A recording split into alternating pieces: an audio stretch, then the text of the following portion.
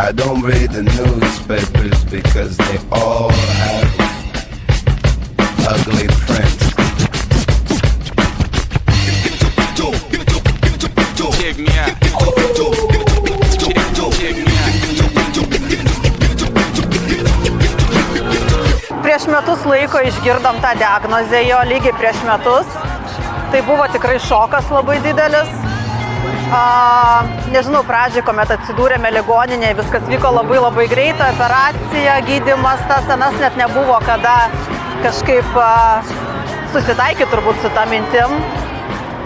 Tai tikrai keletas, nežinau, mėnesių buvo tokiam tikrai šoke. Pats gydymas užtruko pakankamai trumpai, nes liga gan gerai traukėsi, tai mes gal porą tik tais mėnesių praleidom ligoninėje.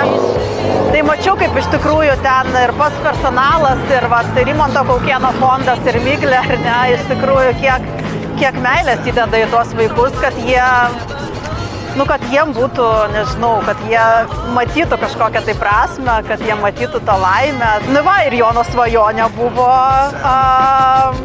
pralėkti su drifto, nes kažkaip jisai stebėjo ir labai domėjosi driftininkais. Norbertas Daunoravičius buvo jo toksai, nežinau, influenceris turbūt ir tiesiog surašė tą savo svajonę ir šiandien jinai išsipildė, tai kažkas nerealaus tikrai.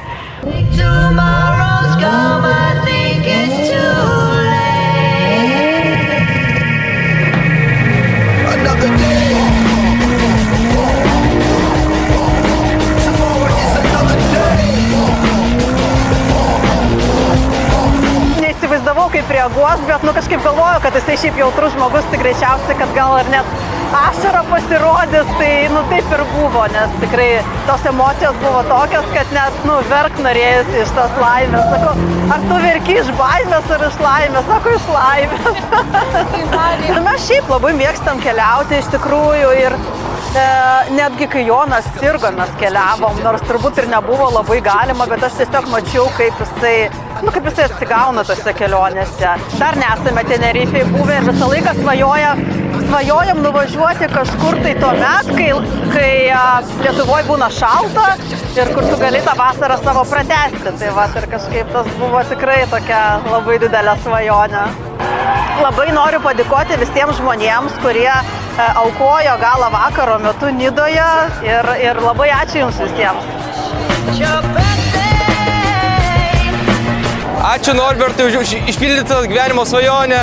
Ačiū, kad esate su mumis. Kartu tampame viena širdimi, kuri keičia pasaulį.